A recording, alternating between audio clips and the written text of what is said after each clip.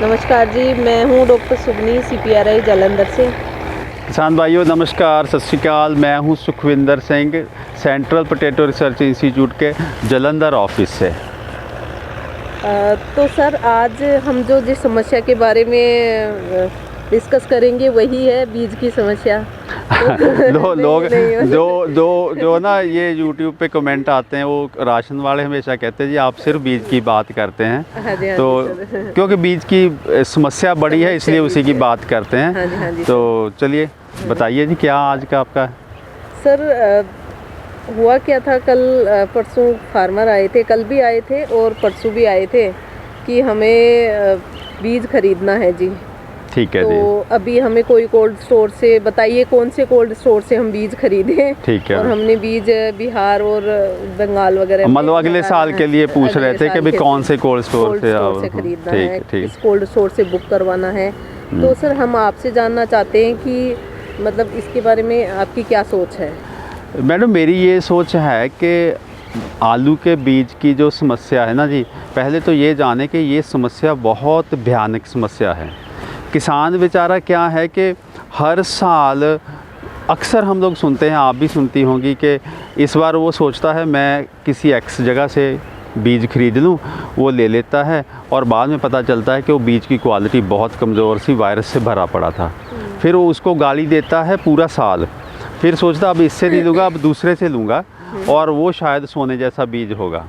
फिर वहाँ से लेके फिर जब उसको पता चलता है कि पत्तों के ऊपर वायरस का विषाणु रोग है, मेरा पत्ता जो फसल बनी ही नहीं रही, ऊपर से पौधा बन ही नहीं रहा था, उसने पैदावार क्या देनी। फिर अगले साल वो दूसरे बंदे को गाली देता है सारा साल, तीसरे साल ये करता। कई लोगों को ये काम करते करते 10 साल हो चुके हैं।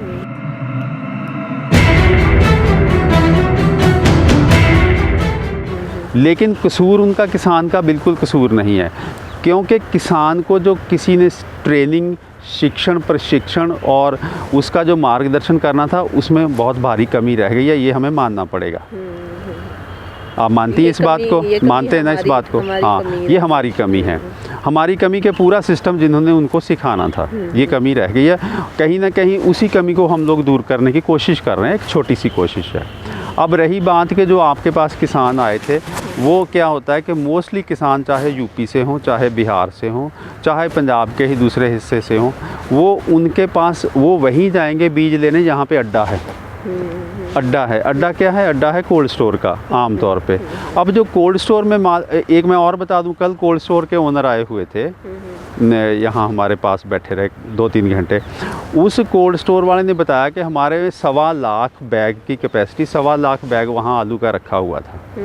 और उन्होंने, मुझे खुशी ये हुई, मैं यहाँ बताना चाहता हूँ, उन्होंने कहते कि हमारे पास लोग बीज के लिए आते हैं, अब हमें नहीं पता कि वो जो 1 लाख 1.25 लाख बैग रखा हुआ है उसमें कौन सी क्वालिटी है। कोल्ड स्टोर वाले को उस क्वालिटी का तो पता हो सकता है जो उसने खुद पैदा किया या करवाया, बाकी का तो उसको पता ही नहीं माल कैसा है, उसको नहीं पता किसी। आलू में तो ये है कि अगर बाप भी आपको बीज दे तो बेटे को 100 बार सोचना पड़ता है कि इसकी क्वालिटी होगी या नहीं होगी, समझे ना। अब जो किसान आया, बिहार से आया, यूपी से आया, कोल्ड स्टोर में सीधा चला गया, कोल्ड स्टोर वाले को तो खुद ही नहीं पता कि उसके अंदर है क्या। हाँ, मैं ये कहना चाहता हूँ उसके पास जो मटेरियल उसने खुद पैदा किया है उसको पता है उसकी क्वालिटी।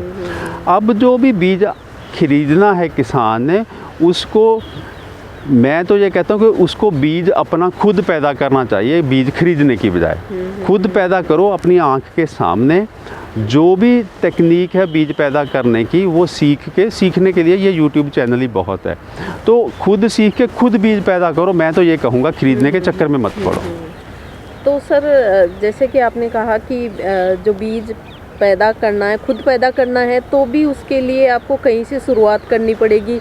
तो वो किसानों को आप ये बताइए कि बीज पैदा करने के लिए शुरुआती बीज कहाँ से लेना है।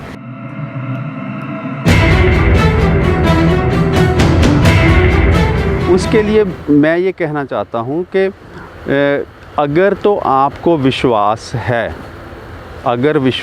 मैं मैं ये कह रहा हूँ बड़े ज़ोर से कि अगर आपको विश्वास है तो जो भी आपके आसपास सरकारी डिपार्टमेंट है, चाहे उद्यान विभाग है, हॉर्टिकल्चर डिपार्टमेंट है या कोई भी गवर्नमेंट का सेंटर है, अगर आपको उनके ऊपर भरोसा है, मैं क्यों कह रहा हूँ बार बार, ये आप सब लोग समझते हैं, तो वहाँ से आप लीजिए, F1 लीजिए, फाउंडेशन 1 लीजिए, फाउंडेशन 2 लीजिए या सर्टिफाइड लीजिए। सही मायनों में तो ये माना जाता है कि सर्टिफाइड बीज ले लिया एक बार, उसका राशन बना के बेच दिया, हर साल सर्टिफाइड लें। इतना बीज इस कंट्री में, इस देश में नहीं है कि आप हर साल लेके उसको राशन बना दें। हम ये कहना चाहते हैं कि वहाँ से कोई अच्छा बीज लीजिए और उसको खुद, जो सीड प्लॉट टेक्निक है, जो बीज पैदा करने के वैज्ञानिक नुस्खे हैं, जो कि हमारी 20 नंबर वीडियो में भी डाल चुके हैं हम लोग, और हम लोगों ने और भी कई वीडियो में जिक्र किया हुआ है, उसके हिसाब से आप खुद बीज पैदा करिए। अब क्या है कि आज से मैडम अगर 10 साल पीछे चले जाएं तो हमारे पास, जो किसान के पास कोई चॉइस नहीं थी, उनको ये सरकारी जो डिपार्टमेंट है उनके पास ही जाना पड़ता था। लेकिन अब पिछले लगभग 10 सालों से पंजाब में बहुत बड़े लेवल पे और कुछ लेवल पे हरियाणा में जो नया बीज सिस्टम है, जिसको हम कहते हैं हाईटेक बीज सिस्टम, जिसको टिश्यू कल्चर बेस्ड बीज सिस्टम है, वो बीज सिस्टम प्राइवेट में बहुत सारे लोगों ने, अच्छे किसानों ने उसके यूनिट लगा रखे हैं, एरोपोनिक सिस्टम लगा रखे हैं, 200, 300, 400, 500 एकड़ की खेती करते हैं और उनके पास पूरा अच्छा सेटअप है, जिसमें वो क्या करते हैं कि एरोपोनिक्स में G0 पैदा कर लेते हैं, फिर खेत में जनरेशन 1, मतलब पहली जनरेशन, दूसरी जनरेशन, तीसरी जनरेशन, चौथी जनरेशन तक करते हैं। उनके पास अच्छे बीज का बहुत बड़ा भंडार है। लेकिन क्या है कि ये जो किसान आते हैं, इनको उनके बारे में पता ही नहीं है। पता क्यों नहीं है? क्योंकि हम लोग बता नहीं पाए, ये हमारी कमी थी। अब हम बताने की कोशिश भी कर रहे हैं। अब क्या है, इसी वीडियो के नीचे उन लोगों का, हम लोग जो CPRI के साथ जिन्होंने समझौता किया है, उनका हम लिंक भी दे देंगे। अब ये जो लोग हैं, इनको चाहिए कि जो प्राइवेट में ये इतने यूनिट लगे हुए हैं, उनके पास जाएं, उनके पास उनका सहूलत देखें कि वो क्या कर रहे हैं। उनके पास अच्छा बीज मिलने की बहुत सारी संभावना है। तो मैं ये कहूँगा कि वहाँ से आप या तो G0 लें, जो एरोपोनिक्स में टिश्यू कल्चर से पैदा किया जाता है, या कोकोपीट में पैदा किया जाता है। अगर वो संभाला नहीं जाता तो वहाँ से जो फील्ड की जनरेशन 2 ले लें, 3 ले लें या 1 ले लें, उसको घर में जाके खुद अपनी देखरेख में पैदा करें। और इस तरह से अच्छा बीज जब पैदा कर लेंगे तो उनकी राशन की पैदावार भी बढ़ जाएगी। अच्छा, ठीक है सर। तो सर, आपने जैसे बताया, इतनी सारे जो बीजों के नाम बताए, तो क्या उनकी कोई पहचान है खेत में, या मतलब देख के कोई पहचान है उनकी?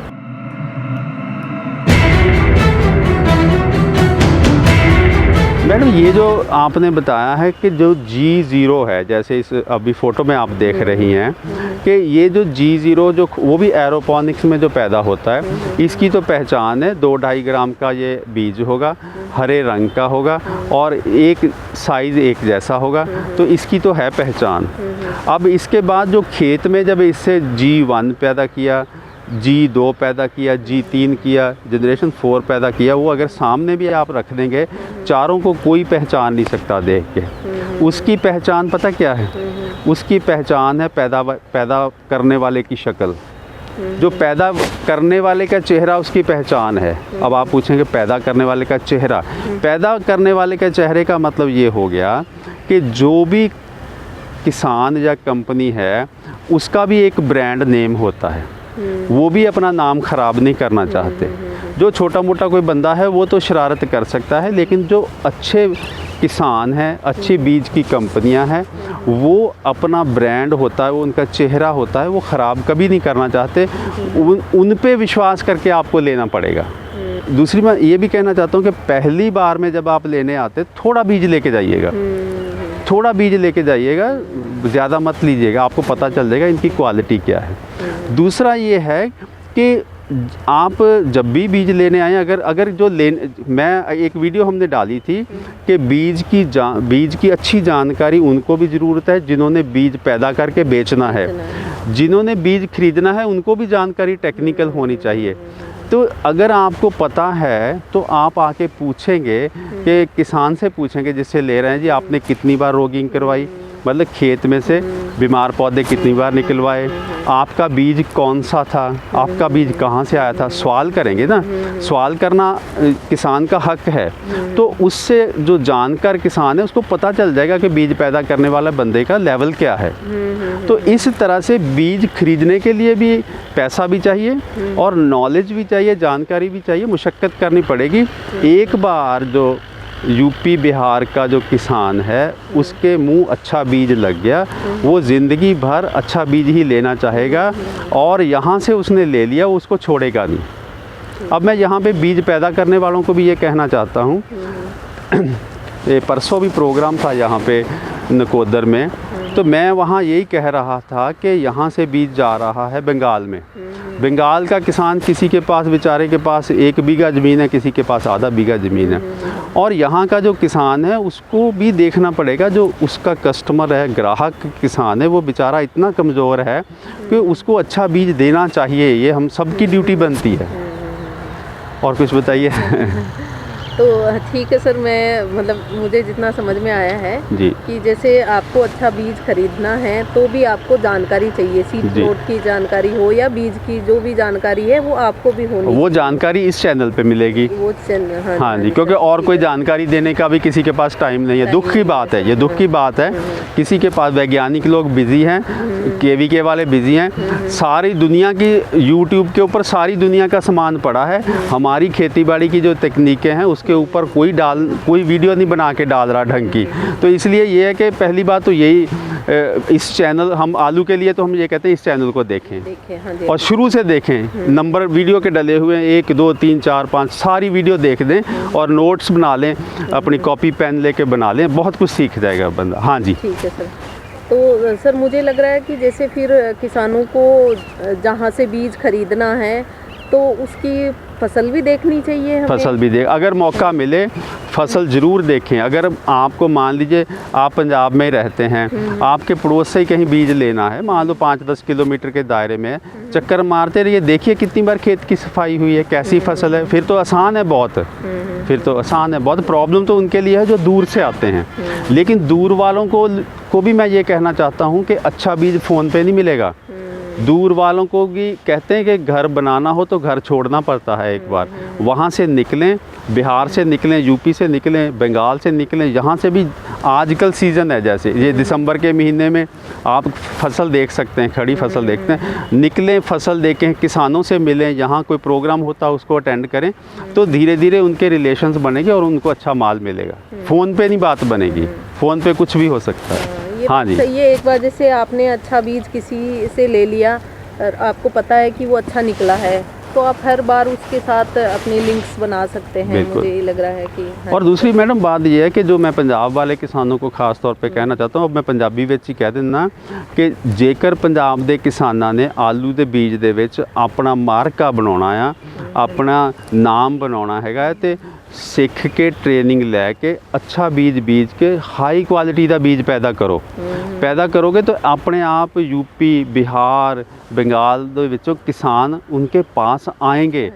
और दूसरी बात यह है कि ये बड़ा शौक़ है पंजाब में वालों को कि भी अपना जो कट्टा है, बोरी है जिसमें पैकिंग करते हैं, उसमें नाम लिख देते हैं, फलां फलां फ़ोन नंबर लिख देते हैं। मैं इन्हां नूं पुछना चाहुंदा आ कि वो जिहड़ा फ़ोन नंबर आ, वो बैग जिहड़ा तुहाडा बंगाल विच भी जांदा, यूपी च भी जांदा, तुहानूं कदी उत्थों फ़ोन आया किसी दा बैग नूं देख के? अगर उस किसान जिस दे पास इन्हां दा बीज जाऊगा, अगर उहदी क्वालिटी होई तो किसान ने फ़ोन नंबर लैके 2 मिनट विच तुहानूं फ़ोन कर देना हैगा कि जी सरदार जी अगले साल मैनूं बीज दिओ। जे तुहानूं फ़ोन कदी नहीं आया ना, इहदा मतलब सोच लो तुहाडे बीज की क्वालिटी बिल्कुल नहीं हैगी। ठीक है जी, अगर क्वालिटी अच्छी हुई तो तुहानूं रोज़ फ़ोन आउणगे। इस करके जो बीज पैदा करके भेजते हैं वो भी क्वालिटी नूं इंप्रूव करन, वधिया करन, खुद G0 लगाउण, G12 पैदा करन, G3 पैदा करन, अपने आप क्वालिटी बन जूगी। बीज के बारे में बहुत सारी चीज़ें हमें समझ में आ गई कि बीज कहाँ से ख़रीदना है, कैसे करना है, लेकिन आपसे ये जानना चाहेंगे कि जो अच्छा बीज है वो उसकी कीमत क्या है, मतलब उसकी रेट क्या है मार्केट में?